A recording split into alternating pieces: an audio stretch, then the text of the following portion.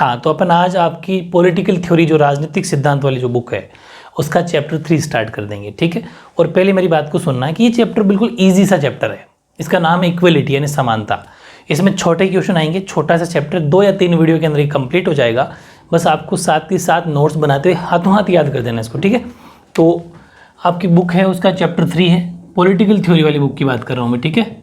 Chapter 3 राजनीतिक सिद्धांत जो है ना, वो वाली बुक राजनीतिक सिद्धांत, ये बुक के नाम है, चैप्टर का नाम नहीं है, ठीक है। पॉलिटिकल थ्योरी वाली बुक जो है, इस बुक का ये चैप्टर है 3, इसका नाम है समानता। चैप्टर का क्या नाम है? समानता यानी कि इक्वलिटी। और सब जानते हो समानता क्या होती है, इक्वलिटी क्या होती है। हालांकि इक्वलिटी या समानता को डिफाइन करना बहुत मुश्किल है, समानता को परिभाषित करना बहुत मुश्किल है, ठीक है। लेकिन फिर भी हम समानता क्या चाहते हैं कि हमारे साथ नॉर्मली जो अपन अभी तक जो आपने पढ़ा कि नॉर्मल किसी का यानी कि जाति, धर्म या कास्ट, रिलीजन, इन सब के साथ में कलर, इन सब के बेस पे किसी के साथ में असमानता नहीं होनी चाहिए, इनइक्वलिटी नहीं होनी चाहिए। ये अपन ने पढ़ा। सबको राइट टू एजुकेशन यानी कि शिक्षा का अधिकार होना चाहिए। सबको ये जितने भी राइट्स की जो अपन ने बातें करी वो इसके साथ भी लिंक हो सकती है, ठीक है, वो हमें होनी चाहिए। लेकिन एक बात अपन और बहुत ज़्यादा समझने वाला चैप्टर है, ध्यान समझना। इसमें अपन ये बातें और समझेंगे कि समानता का होना, इक्वलिटी का होना ठीक है, एक हद तक सही है कि सब जगह समानता होनी चाहिए। लेकिन बहुत सारी ऐसी जगह भी हैं जहाँ पर समानता नहीं हो सकती, ठीक है। जैसे कि कोई आपको राइट टू एजुकेशन है, आप पढ़ सकते हो, शिक्षा का अधिकार है, सबके लिए समान अधिकार होना चाहिए। किसी को ऐसा नहीं कि तेरा कलर ये है तो वहाँ का रहने वाला है या फिर वहाँ आप तेरा जन्म हुआ तो इस अकॉर्डिंग तो इस स्कूल में या फिर ये एजुकेशन नहीं ले सकता, ये नहीं होना चाहिए। ये तो गलत बात है। ये तो आपको राइट है कि आप कोई भी एजुकेशन, शिक्षा कर सकते हो, पढ़ाई कर सकते हो, लेकिन कंपटीशन तो होना ही चाहिए। कैसे? कि जैसे कोई डॉक्टर बनना चाहता है, कोई पॉलिटिशियन बनना चाहता है, कोई बिजनेसमैन बनना चाहता है, कोई कुछ जिसको संगीत या सिंगिंग में रुचि है वो उस फील्ड में जाना चाहता है, उसको छूट है, वो उस फील्ड में जा सकता है। लेकिन अब होगा क्या कि वो जैसा जो काम करेगा उस अकॉर्डिंग उसको फैसिलिटी मिलेगी। तो फिर अब वहाँ पर आप ये नहीं कह सकते कि जैसे कि हमारे देश के प्राइम मिनिस्टर है नरेंद्र मोदी, जैसे अभी देश के प्राइम मिनिस्टर है, तो उनको, और या फिर हमारे आर्मी के जनरल हैं, आर्मी के जो जनरल होते हैं उनको, इन दोनों को अलग तरह की फैसिलिटी है, अलग तरह की समानता है। इनकी अलग ऑफिशियल जो रैंक है वो अलग है, इनका ऑफिस स्टेटस अलग है। इन दोनों दो नाम लिए, मतलब प्रेसिडेंट का भी ले सकते हो। इन सब की अलग सिक्योरिटी, Z+ सिक्योरिटी में रहते हैं। तो आप कह दो कि मेरे पास भी होना चाहिए, समानता है सबको, ऐसा नहीं हो सकता। तो ऐसी चीज़ें भी अपन पढ़ने वाले इस चैप्टर में कि कितनी हमारे पास समानता होनी चाहिए, कितनी नहीं होनी चाहिए। तो बहुत ईजी चैप्टर है, बस छोटे क्वेश्चन आएंगे इसमें, ज़्यादा बड़े क्वेश्चन नहीं आएंगे। इसलिए जो मैं क्वेश्चन बड़ा भी लिखा हूँ तो उसमें बता दूंगा कहाँ से कितना कितना आपको लिखना है, इसलिए इस चीज़ को आपको ध्यान रखना है, ठीक है। तो चलो अपन स्टार्ट करते हैं इसकी थ्योरी। हाँ, तो अब वो बातें अगर इतनी मेरी सारी आपके समझ में आ गई तो अब क्वेश्चन लेते हैं, ठीक है। और मेरी बात फिर समझना, इस चैप्टर में छोटे क्वेश्चन आने के पूरे चांस है, बड़े तो काफ़ी कम आएंगे। लेकिन जितने मैंने आपको ऐसे बनाए तो इन्हीं में छोटे आएंगे, इसलिए मेरी बात को ध्यान से समझना है। जैसे कि फर्स्ट क्वेश्चन है, what is equality, explain the moral ideal and political ideal. यानी कि समानता क्या है, नैतिक आदर्श और राजनीतिक आदर्श को समझाइए। अब एग्जाम में क्या होगा कि पॉलिटिकल आइडियल अलग पूछ लेगा, या फिर अपना आइडियल इक्वलिटी या फिर और सेंस इक्वलिटी, एक ही बात दोनों का, ये अलग पूछ लेगा। यानी कि दोनों को अलग अलग भी पूछ सकता है, ये जरूर ध्यान रखना। इसलिए दोनों को अलग अलग भी याद करना है, एक साथ करोगे तो ऑटोमेटिक याद हो जाएगी, तो ये जरूर ध्यान रखना है। अब बात करते हैं अपन सबसे पहले इक्वलिटी को समझने से पहले इन दोनों को समझना बहुत ज़रूरी है। ये चैप्टर थ्योरी का है लेकिन दिमाग में फिट करना है, ठीक है, समझते हुए। सबसे पहले अपन बात करते हैं समानता का नैतिक आदर्श क्या है, मॉरल आइडियल ऑफ इक्वलिटी क्या है। देखो, मॉरल की या नैतिक कहीं और बात आती है तो इंसान के कैरेक्टर की बात होती है, धर्म की बात होती है, रिलीजन की बात होती है, ध्यान रखना। तो समानता की बात सभी आस्थाओं, मतलब जो लोगों का फैथ्स होते हैं, जिसमें कि जिसका भी विश्वास होता है, वो आस्थाओं चाहे धर्म हो, उनमें समाविष्ट है। मतलब सभी धर्मों के अंदर समानता, चाहे कोई सा भी धर्म हो, सब में सिमिलरिटी, इक्वलिटी की बात हमेशा हर कोई करता है। और चाहे वो किसी का किसी में विश्वास हो, किसी भी संप्रदाय में, सेक्ट में, लेकिन मतलब सब में इक्वलिटी जरूर है। सब धर्मों में ये चीज़ समाविष्ट है, मतलब इनमें है, पाई जाती है। हर धर्म ईश्वर की रचना के रूप में प्रत्येक मनुष्य के समान महत्व की घोषणा करता है ना। मतलब कि जो ईश्वर की रचना कैसे हुई, ईश्वर की रचना के रूप में प्रत्येक मनुष्य समान महत्व की घोषणा करता है कि हमारे भगवान होते हैं, हम हमारे ऊपर भगवान हमारे को मतलब अच्छा काम करेंगे तो ये मिलता है, मतलब सबकी सेम थ्योरी मिलेगी आपको भगवान के लिए, गॉड के लिए, गॉड एक ही है, सबका मालिक वही है, ऐसी बातें सब सुनने को मिलेगी आपको, मतलब वो वहाँ पर सेम इक्वलिटी है। तो it is implicit in all faiths and religions which proclaim all human beings to be the creation of God. भगवान की रचना के अंदर जिन सब की एक सेम थ्योरी है। ये तो आ गया मॉरल आइडियल, वैसे ही पता चल जाएगा मॉरलिटी, नैतिक, ठीक है। दूसरा है political ideal, political ideal of equality. ये क्या होता है? राजनीतिक जो आदर्श है समानता का, वो क्या होता है? तो देखो कि समानता की अवधारणा एक राजनीतिक आदर्श के रूप में क्या है कि उन विशिष्टताओं पर जोर देती है। अब यहाँ से स्टार्ट होता है वैसे तो, कि जिसमें तमाम मनुष्य चाहे वो रंग, लिंग, वंश या राष्ट्रीयता के फर्क के बारे में साझेदार होते हैं। बताता हूँ, बहुत ईजी है। As a political ideal of the concept of equality invokes the idea that all human beings have an equal worth regardless of their colour, gender, race and nationality. मतलब कि कोई किसी बंदा का कलर कुछ और है, किसी का कलर कुछ और है, किसी का जेंडर यानी कि लिंग पुरुष महिला अलग है, रेस या नेशनलिटी राष्ट्रीयता, सब ये बातें अपन ने बात कर ली। यानी कि वंश अलग है, लिंग अलग है, रंग अलग है, राष्ट्रीयता तो सेम है, या फिर राष्ट्रीयता भी अलग मान लो, चाहे कोई अलग नेशन का भी हो सकता है, लेकिन सबकी एक टाइम पर सोच सबकी एक है। जैसे कि लाइक क्राइम्स अगेंस्ट ह्यूमैनिटी, अगर मानवता के प्रति कोई अपराध करेगा तो वहाँ पर हर कोई एक वाणी बोलेंगे कि हाँ यार गलत बात है, सभी वहाँ पर क्या कूद पड़ेंगे और मतलब उसको कैसे न कैसे रोक सके उसके प्रयास करेंगे। ये हैं पॉलिटिकल आइडियल ऑफ इक्वलिटी, राजनीति की क्या बोलते हैं, राजनीतिक आदर्श है समानता का। समझ में आ गई? इन सब की विशिष्टता होने के बावजूद भी, मतलब डिफरेंट होने के बावजूद भी यहाँ पर वो क्या हो जाते हैं, एक हो जाते हैं। ये हमारी होगी राजनीतिक आदर्श। अपन पढ़ रहे हैं आदर्श, आइडियल। नेक्स्ट है, अब अलग से ये 1 मार्क्स में आया हुआ क्वेश्चन है कि समानता का आदर्श क्या है, या फिर समानता का हमारा आत्मबोध क्या है, मतलब हमारी जो सेंस है और सेंस वो क्या है इक्वलिटी के प्रति। तो आइडियल ऑफ इक्वलिटी, या फिर ये 1 मार्क्स में बहुत बार पूछा गया है, और सेंस ऑफ इक्वलिटी 1 मार्क्स में। तो ध्यान रखना, हम सभी एक ही चीज़ सोचते हैं। क्या सोचते हैं? कि साझी मानवता के कारण सभी मनुष्य बराबर सम्मान और परवाह के हकदार हैं। साझी मानवता का मतलब यहाँ जैसे अपन ने मोस्टली ऐसे काम होते हैं, हम मिलजुल के काम करते हैं, तो हमारी मानवता होगी कॉमन ह्यूमैनिटी, मतलब हम साझी मानवता का काम करते हैं। साझी मानवता मतलब बहुत सारे इश्यूज में अपन सेम ही, मतलब चाहे वो धर्म की बातें हो, चाहे ऐसी कोई इंसान क्राइम अगेंस्ट ह्यूमैनिटी, तो भी हम एक जैसी बातें करते हैं। तो all human being should be entitled to the same respect and consideration of their common humanity. साझी मानवता के कारण हर कोई अपना सेम रेस्पेक्ट चाहता है, सेम अपनी परवाह चाहता है कि मेरी भी उसी वैल्यू हो जो सबके साथ, सबकी कदर हो तो मेरी भी कदर हो, सब वो सब बचाते हैं। लेकिन एक बात का ध्यान रखना, कोई भी समाज या फिर कोई भी सोशल ग्रुप किसी भी अपने मेंबर को या किसी सदस्य को इक्वल नहीं रख सकता। ये मैंने आपको भी थोड़ी देर पहले बताया भी है कि जैसे अलग अलग आदमी काम करता है, इंसान अलग अलग काम करता है, उसको प्रॉफिट भी उस अकॉर्डिंग होता है। अब सब सेम टू सेम हो गए कि तू भी ये कर, तू भी ये कर, सब एक साथ काम नहीं कर सकते। तो खूब सारी ऐसी जगह हैं जहाँ पर इक्वलिटी सबको सेम नहीं रखा जा सकता, और नहीं रखा जाना भी नहीं चाहिए, क्योंकि फिर क्या होगा कि फिर वो क्या बोलते हैं कि कंपटीशन ही खत्म हो जाएगा और वो फिर डेवलपमेंट नहीं होगा। अब जैसे कह दिया कि तू कोई बिजनेस कर रहा है कोई इंसान, और कोई स्टडी में करके नौकरी जॉब कर रहा है, तो वो जो बिजनेस कर रहा है उसका माइंड है, उसकी मेहनत है, वो कर सकता है, अपना अलग व्यापार करेगा। ये नौकरी वाला अलग फील्ड में जाएगा, अलग अलग फील्ड है। अब ये थोड़ी कह सकते हो तुम सबको एक ही करना है काम, नहीं, ऐसा नहीं हो सकता। वही चीज़ समझनी है कि हालांकि यहाँ पर अपने क्या लिखा, हमारे साइंस ऑफ इक्वलिटी तो यही कहती है कि सबको सेम मिले, लेकिन समझना हालांकि कोई भी समाज अपने सभी सदस्यों के साथ सभी स्थितियों में पूर्णतया एक समान बर्ताव नहीं कर सकता और नहीं करता, ठीक है। However no society treats all its members in exactly the same way under all conditions. नहीं कर सकता, कोई भी सोसाइटी ऐसी नहीं है, ठीक है। समाज के सहज कार्य व्यापार के लिए कार्य का विभाजन बहुत ज़रूरी है।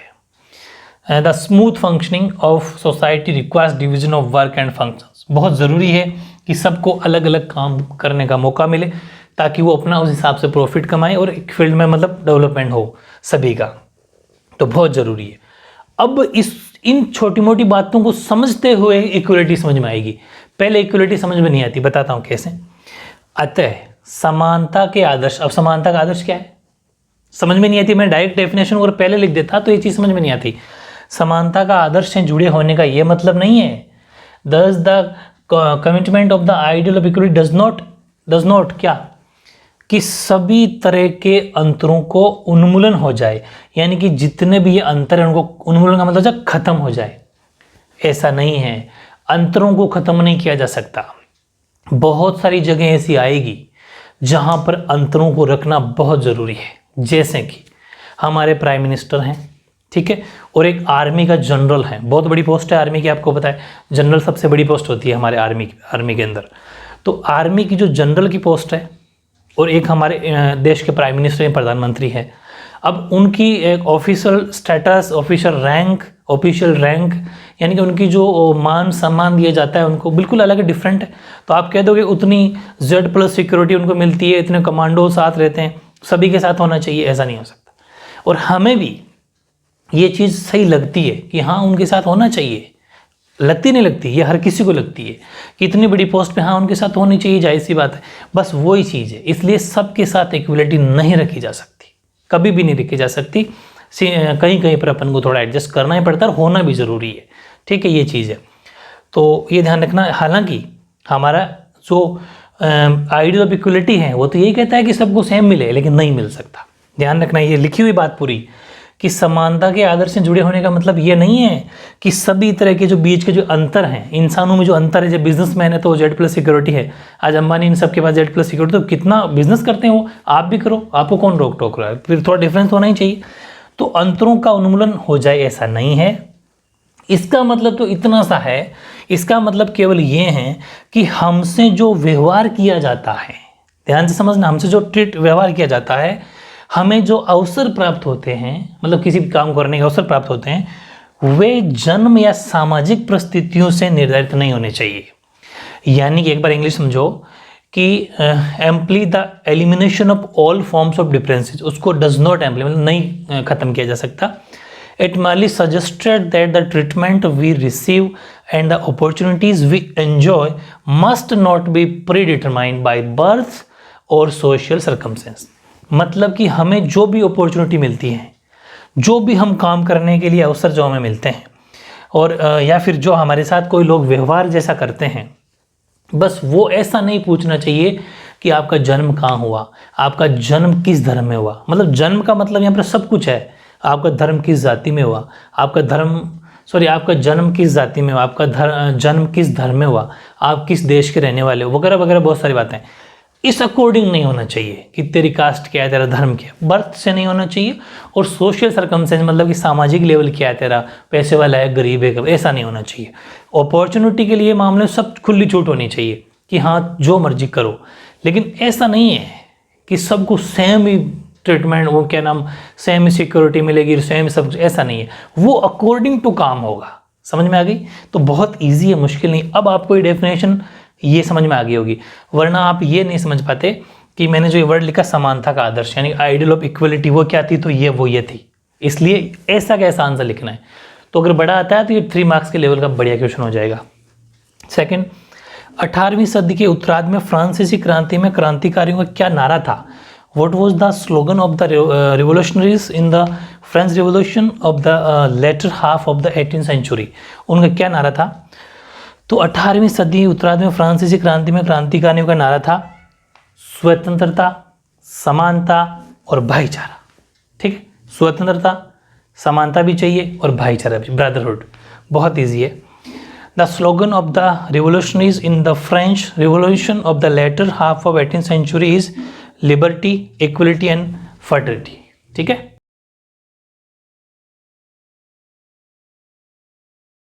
हाँ, तो नेक्स्ट क्वेश्चन देखो अपना, क्वेश्चन नंबर 3। ठीक है, हालांकि अपने पिछला जो क्वेश्चन आया था सेकंड, वो 18वीं सदी का था, ये 20th सेंचुरी का है कि where and by whom was the demand for equality raised in 20th century, यानी कि 20वीं शताब्दी के अंदर समानता की मांग कहाँ और किसके द्वारा उठाई गई थी। बहुत इंपॉर्टेंट क्वेश्चन है, 1 मार्क्स में सीधा सीधा आ जाता है। तो 20वीं सदी में समानता की मांग एशिया और अफ्रीका, ध्यान रखना कौन से 2 महाद्वीप है, कॉन्टिनेंट है, एशिया और अफ्रीका। तो एशिया और अफ्रीका के उपनिवेश विरोधी, यानी जिन्होंने उनके जो खिलाफ अंग्रेज या जो भी थे उनके उपनिवेशों का विरोध किया था एशिया और अफ्रीका के माध्यम में लोगों ने, विरोधी जो स्वतंत्र संघर्ष किया था उन्होंने, उस दौरान महिलाओं और दलित समूह द्वारा उठाई गई थी। अगर सिर्फ इतना सा ही पूछे तब तो दलित समूह और महिलाएं यानी वुमेन्स और दलित जो ग्रुप था उनके द्वारा आवाज़ उठाई गई थी। कहाँ पर? तो एशिया और अफ्रीका के अंदर। कौन सी टाइम पर? 20वीं सेंचुरी में। बस बात इतनी है। और वो था एंटी कॉलोनियल, ठीक है, एंटी कॉलोनियल इंडिपेंडेंस स्ट्रगल कर रहे थे वो, यानी कि वो उपनिवेश विरोधी स्वतंत्र संघ। एंटी कॉलोनियल का मतलब होता है कि जैसे हमारे भारत के अंदर अंग्रेजों ने राज किया, वो यहाँ पर अपने उपनिवेश अपन सबको बनाना चाहते थे, यहाँ के लोगों को अपना कॉलोनियल बना लेना। उपनिवेश बना लेने का मतलब ये होता है कि अपन सबको गुलाम बना लेना, ठीक है, यानी कि वो जैसा वो कहे वैसा अपन को करना पड़ेगा, वो अपन को नौकरी देंगे, वही सब कुछ करेंगे, मतलब उनका अपन गुलाम बन के रहो, वो वाली चीज़ें जो इन्होंने मना कर दिया था।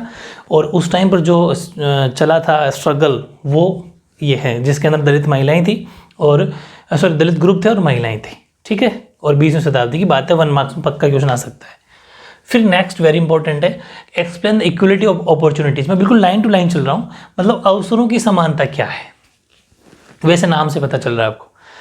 अपॉर्चुनिटी की बात करें इक्वलिटी में, तो सबको अपॉर्चुनिटी है, बराबर इक्वलिटी है। बस शर्त ये है कि वो किस अकॉर्डिंग उसका यूज़ करता है। जैसे आपके पास में क्या है, आप सब स्कूल जाते हो, आप अपने स्कूल में नोटिस करना कि आपकी स्कूल में क्या, आपकी क्लास में देखो कि आपकी क्लास में सेम टीचर पढ़ाने आते हैं, या फिर कोई मान लो सेम स्कूल है, सेम सब कुछ है, सेम बुक्स है, सेम टाइम है, सेम फैसिलिटी हैं, सब है, फिर भी खूब सारे स्टूडेंट के अच्छे मार्क्स बन जाते हैं, खूब के मीडियम बनते हैं, खूब के मीडियम से भी कम बन जाते हैं।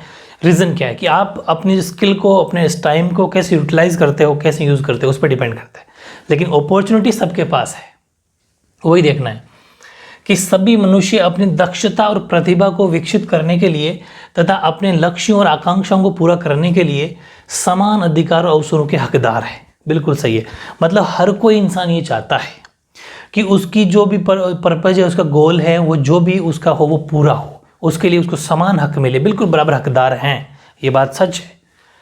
पूरा पढ़ना तब समझ में आएगा। All people as human beings are entitled the same rights and opportunities to develop their skills and talents and to propose their goals and ambitions. अब अगला देखो कि वो हकदार तो हैं, इसका मतलब ये है कि समाज में लोग अपनी पसंद और प्राथमिकताओं के मामले में अलग हो सकते हैं। हाँ, ये बात भी सही है, सबकी चॉइस अलग हो सकती है, किसको ज़्यादा प्राथमिकता देते हैं वो भी अलग हो सकती है। जैसे किसी ने ह्यूमैनिटी सब्जेक्ट लिया, हो सकता है वो सिविल सर्विसेज की तरफ जाना चाह रहा हो, किसी ने कुछ सब्जेक्ट लिया, किसी ने कुछ सब्जेक्ट, उनके अलग अलग प्राथमिकताएं हैं, अलग अलग स्कोप हैं, अलग अलग फील्ड हैं, किसी का अलग अलग नज़रिया भी हो सकता है कि अभी कुछ ले ले, आगे जाके फिर चेंज कर ले, सब कुछ अलग अलग मतलब हो सकता है। This means that in a society people में differ with regard to their choices and preference. बिल्कुल, किसको प्रेफरेंस देते हैं, क्या उनकी चॉइस है, डिफरेंट हो सकती है, लेकिन फिर समझना, हाँ, उनकी प्रतिभा और योग्यताओं में भी अंतर हो सकता है, बिल्कुल हो सकता है। मतलब they may also have different talents, उनके प्रतिभा में अलग अलग हो सकता है, बिल्कुल अंतर हो सकता है। और हो सकता है कि इस कारण से कुछ लोग अपने चुने हुए क्षेत्रों में बाकी लोगों से ज़्यादा सफल हो जाए, बिल्कुल सही है। हो सकता है कि आप सबने ह्यूमैनिटीज सब्जेक्ट लिया, हो सकता है आप में से भी कुछ लोग ऐसे हैं जो बहुत ज़्यादा जल्दी सफल हो जाए या फिर बहुत आगे पहुंच जाए। हो सकता है किसी के पास टैलेंट बहुत ज़्यादा है, लेकिन हो सकता है सक्सेस ना हो, क्योंकि बहुत सारे इशू हो सकते हैं, वो सब हो सकता है, पॉसिबल है।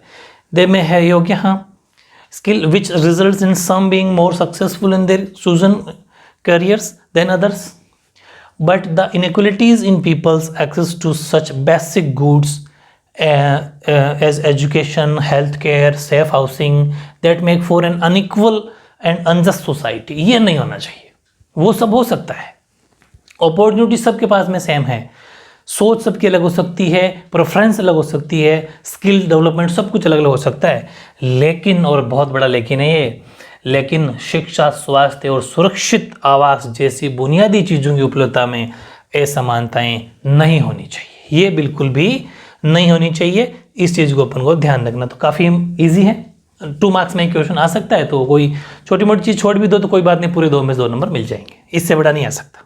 अगला, ये काफ़ी इंपॉर्टेंट क्वेश्चन है, और ये वेरी इंपॉर्टेंट इसलिए है कि ये क्वेश्चन आया हुआ है, आसपास के बड़े स्कूलों में देखा है। समानता के आयामों का वर्णन कीजिए, और अपन को भी पता होना चाहिए कि हमारी इक्वलिटी की जो आयाम होते हैं वो कौन कौन से हैं। Describe the dimension of equality. समानता के अगर ये 1 मार्क्स में आता है तो आपको इतना सा आंसर लिखना है कि इक्वलिटी के जो 3 डायमेंशन मेजर हैं, समानता के 3 मुख्य आयाम हैं, ठीक है। पहला सामाजिक, और दूसरा आर्थिक, और तीसरा राजनीतिक। 3 ही है बस। अगर 1 मार्क्स में आता है तो आपको ऐसा करके एक लाइन में लिखना है, लेकिन ये क्वेश्चन 2 या 3 मार्क्स में आ जाता है तो फिर मैंने पूरा लिख दिया है। अब मेरी बात को समझना, बच्चों को उंगली पकड़ के लिखाते हैं वैसे लिखवा रहा हूँ, समझा रहा हूँ आपको, समझना है। अगर ये 2 मार्क्स में आता है तो ये चीज़ लिख दोगे कि तीन कैटेगरी में डिवाइड किया। फर्स्ट कैटेगरी पॉलिटिकल इक्वलिटी, उसमें इतना सा ही लिखना है बस, आगे मत लिखना भले ही। लेकिन वो डिस्क्राइब में आ जाता है, 3 या 4 मार्क्स में आ जाता है, तब जो मैं आंसर लिख रहा हूँ वो पूरा लिखना है। अगर 2 मार्क्स में आ जाए तो फिर एक एक दो दो लाइन बस इतना लिखना है। ये एक क्या है कि फिक्स क्राइटेरिया होता है। तो देखो, समाज में व्याप्त अलग अलग तरह की असमानताओं को पहचानते समय विभिन्न विचारकों और विचारधाराओं ने समानता के राजनीतिक, सामाजिक और आर्थिक 3 आयाम बताए, ठीक है। लिखा हुआ क्या है, विभिन्न विचारकों ने, बहुत अच्छा स्टडी करके उनकी अलग अलग क्या क्या थ्योरीज हैं, उनकी सब विचारधाराओं ने समानता के 3 आयाम बताए हैं, राजनीतिक, सामाजिक और आर्थिक, ठीक है।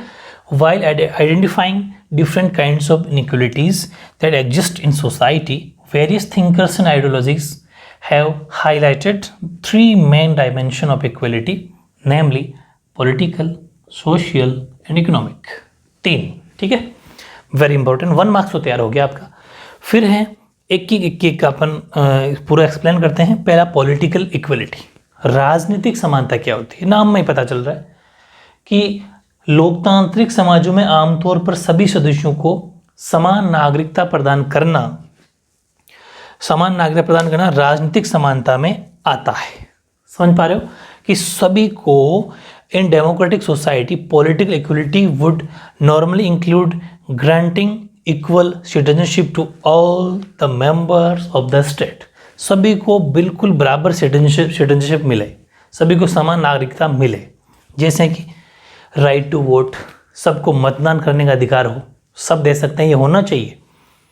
Freedom of expression, movement and association and freedom of two of believe. ये अपने सेकंड चैप्टर जो था ना राइट्स वाला उसमें पढ़ लिया था, यानी कि मतदान का अधिकार होना चाहिए। फिर अपने पढ़ा फ्रीडम ऑफ एक्सप्रेशन, यानी कि किसी को कहीं पर भी आने जाने का, संगठन बनाने का, अभिव्यक्ति की स्वतंत्रता और धार्मिक विश्वास, ये सब होना चाहिए। आपको आंसर लिखना है यहीं तक बस। अगर ये 2 मार्क्स में आता है तो एक्सप्लेन, और फिर नीचे वाली बातें भी लिखनी है। आपने कहा कि राइट टू वोट होना चाहिए, फ्रीडम टू एक्सप्रेशन, ये सब होना चाहिए, तभी हम मानेंगे कि वो राजनीतिक स्वतंत्रता है। लेकिन एक बात और है, क्या कि these are rights which are considered necessary to enable citizen to develop themselves and participate in the affairs of the state. यानी कि ये ऐसे अधिकार हैं जो नागरिकों को अपना विकास करने और राज्य के अंदर पार्टिसिपेट करने का मौका मिलता है। लेकिन ये सब तो चलो, ये अभी हिंदी में पूरा नहीं हुआ क्योंकि जगह नहीं थी। ये सब बातें हैं ना, जो अपन ने कहा कि राइट टू वोट भी होना चाहिए, एक्सप्रेशन होना चाहिए, सब कुछ बातें, इन सब के लिए क्या है कि ये अपन को दिखने में अच्छी लगती है, लेकिन ये ऐसे हर कोई नहीं देगा। इनकी गारंटी होनी चाहिए। अगर इनकी गारंटी है तो वो गारंटी कहाँ होगी, औपचारिक कहीं पर लिखा हुआ होना चाहिए। तो है लिखा हुआ कहाँ पर, हमारे कॉन्स्टिट्यूशन के अंदर, हमारे संविधान के अंदर। तो वो बातें भी अपन इसमें लिख देंगे, तभी आंसर थोड़ा बड़ा बन जाएगा। तो ये कहना चाह रहा हूँ कि जब डिस्क्राइब पूछे थोड़ा बड़ा लिखना है, वरना तो इतना ही आंसर लिखना है। वैसे भी इस चैप्टर में छोटे आएंगे, बड़े आंसर नहीं आएंगे। तो आप यहाँ तक भी कर लोगे तो कोई बात नहीं, हालांकि मैं तो आपको पूरा करा दूंगा, ठीक है।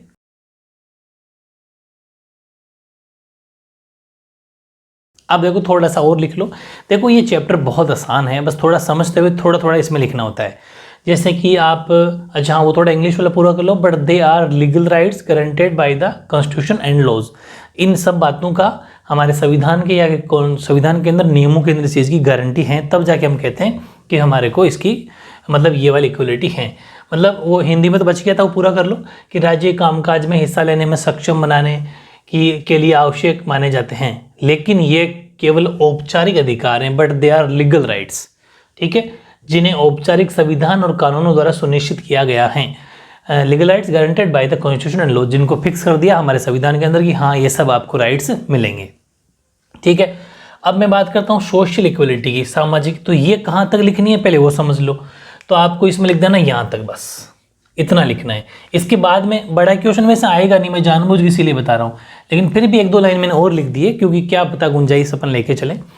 तो समाज में सभी सदस्यों के जीवन यापन के लिए अन्य चीज़ों के अतिरिक्त पर्याप्त सुविधा, अच्छी शिक्षा पाने का अवसर, उचित पोषक आहार व न्यूनतम वेतन जैसी कुछ न्यूनतम चीज़ों की गारंटी हो। सब पड़ी हुई चीज़ें हैं, बहुत ईजी लग रही होगी आपको कि guaranteed certain minimum condition of life to all the members of the society, accurate health care, the opportunity for good education, nourishment and minimum wage among other things. ठीक है, यानी कि अपने सब न्यूट्रिएंट्स वगैरह मिल जाने चाहिए, क्योंकि उचित पोषक आहार मिल जाए, शिक्षा का अधिकार मिल जाए, ये सब हमारे सोशल इक्वलिटी के अंदर आते हैं। ये सब हमारे को अगर मिल जाते हैं तो फिर हम ये उन सब की गारंटी हो तो हम मानेंगे वो सोशल इक्वलिटी है। फिर थोड़ा सा ये लिख दो कि जिस समाज में अगर ऐसा नहीं हो, मतलब जो सामाजिक जो समानता है वो अगर नहीं हो, तो वहाँ में अंतर्निहित प्रतिभा का विशाल खजाना बर्बाद हो जाता है। Where equality of opportunity does not exist, a huge pool of potential talent tends to be wasted in society। एक बात सुनो कि हमारे समाज के अंदर ऐसे गरीब या पुअर तबके या ग्रुप या वर्ग के लोग हैं जिनके बच्चों में या जिन खुद में इतना अच्छा टैलेंट है, लेकिन उनके पास पैसा नहीं है, उनके पास फैसिलिटीज़ नहीं है, इस वजह से वो दब के रह जाते हैं। ठीक है, लेकिन उनको भी, हालांकि आजकल काफ़ी सुधार हो रहा है, इम्प्रूवमेंट हो रहा है, बट एक बात अपन ऐसा भी है सब जगह नहीं हो रहा है इम्प्रूवमेंट। तो अगर उनको उभारा जाए, बाहर निकाला जाए टैलेंट को, देखो गाँव के अंदर बहुत तगड़ा टैलेंट है, लेकिन वो बच्चे बहुत दिमागी होते हैं जो खूब सारे, तो आपने देखा होगा एजुकेशन में कितना लेवल तक जाते हैं, लेकिन खूब सारे ऐसे जिनके पास फैसिलिटी नहीं है और वो वहीं दब के रह जाते हैं। तो ये सब बातें अगर नहीं हो ऐसा, तो वो दब के रहने का मतलब सोसाइटी के अंदर ऐसा ग्रुप, एक वर्ग बर्बाद हो जाता है। ये वाली बातें भी सोशल इक्वलिटी अगर नहीं हो तो लिख सकते हो आप। फिर इकोनॉमिक की बात करें, आर्थिक समानता में तो इतना ही लिखना है बस कि आर्थिक समानता से आशय समाज में धन दौलत व आय की समानता का होना। यानी कि इकोनॉमिक इक्वलिटी की बात की जाए तो economic equality means equality of wealth और इनकम इन द सोसाइटी। बस उनमें क्या रहे, इक्वलिटी रही वेल्थ और इनकम में। अब अगर थोड़ा ज़्यादा मार्क्स में आ जाता है तो बढ़ा के लिखना है कि ये सही है कि समाज में धन दौलत या आमदनी की पूरी समानता संभवतः कभी विद्यमान नहीं रही और नहीं रहेगी। कुछ गरीब इतने हैं कि मतलब एक आपने वो सर्वे देखा होगा, परसेंटेज का देखा होगा कि अपने आगे भी 10th में ही बात की कि 50 लोग ऐसे हैं जो पूरी 60% प्रॉपर्टी के मालिक हैं। मतलब 50 जने ऐसे हैं जो पूरी 60% प्रॉपर्टी के मालिक हैं। बाकी आप अंदाज़ा लगा सकते हो कितने गरीब होंगे। 50 जनों की बात की जा रही है। अब भारत में ही देख लो 8-10 इतने बड़े लोग हैं जिनके पास, एक जने के पास भी पता नहीं करोड़ों जितनी प्रॉपर्टी अकेलों के पास है। तो वो गरीब और अमीर की खाई कभी नहीं बदल सकती जब तक हमारे वो अपन ने पढ़ा थोड़ा कि जो आय का वितरण है, डिस्ट्रीब्यूशन है, वो सही अगर ढंग से नहीं होगा तो ये ऐसा ही मामला चलने वाला है। Economic equality means equality of wealth और इनकम इन द सोसाइटी। ठीक है, of course absolute equality of wealth और income has probably never existed in the society, but most of democratic जो स्टेट हैं, most democracies today try to make equal opportunities available to people. लेकिन बहुत सारे जो हमारे लोकतांत्रिक देश हैं वो आज अधिकतर लोकतांत्रिक लोगों को समान अवसर उपलब्ध कराने का प्रयास कर रहे हैं कि कैसे न कैसे करके इक्वल अपॉर्चुनिटी सबको मिले। ऐसे प्रयास जारी हैं। और लास्ट में लिख देना कि आज किसी समाज में लोगों के कुछ खास वर्ग के लोग पीढ़ियों से बेशुमार धन दौलत और उसके साथ हासिल होने वाली सत्ता का उपयोग करते हैं। तो देखो आपने सुना होगा in society certain classes of people have enjoyed considerable wealth and the power which goes with it. यानी कि जो वर्षों से, सालों वर्षों से उनके पूरे खानदान हो गए, वो बहुत पैसे वाले हैं, उनकी पीढ़ियाँ पैसों वाली है। और वो राजनीति के अंदर भी इतने पॉलिटिशियन हैं कि पीढ़ी दर पीढ़ी उनका बेटा पॉलिटिशियन बनता जा रहा है। तो वो भी सिस्टम हमारे चलता जा रहा है। जबकि कुछ लोग ऐसी जनरेशन भी हैं जो अभी भी बहुत ज़्यादा गरीब और गरीब होती जा रही है। वो परमानेंट उनकी पीढ़ियाँ भी गरीब थी और वो अभी गरीबी होती जा रही है। वो भी आगे लिखा है, and others who have remained poor over generations, जो अपनी पीढ़ियों से गरीब हैं। तो कितना डिफरेंस हो गया। कुछ लोग तो ऐसे हैं जो पीढ़ियों से बेशुमार मतलब कि बेशुमार धन दौलत और पैसों वाले हैं, जबकि कुछ लोग ऐसे हैं जो गरीब है, पीढ़ियों से गरीब है। तो ये जो मेन डिफरेंस है दोनों, इतनी बड़ी जो खाई है, कालक्रम में ऐसा वर्ग भेद आक्रोश और हिंसा को बढ़ावा दे सकता है। इतना डिफरेंस आगे आने वाले समय में, कालक्रम का मतलब आगे आने वाले समय में, over time such class differences can give rise to resentment and violence. आगे अहिंसा को या आक्रोश को, लड़ाई झगड़ों को, ऐसा हो सकता है आगे जाके। तो वीडियो ज़्यादा बड़ा ना बने, क्योंकि थ्योरी है, मेरे साथ के साथ समझते रहो। थोड़ा थोड़ा अगर लिखोगे तो भी क्वेश्चन आपके तैयार हो जाएंगे। और एक शानदार छोटा सा चैप्टर, ज़्यादा मुश्किल भी नहीं है, 2 या 3 वीडियो के अंदर अपना चैप्टर कंप्लीट हो जाएगा। बस साथ के साथ याद कर लेना, ज़्यादा बर्डन ना हो, ठीक है। ओके।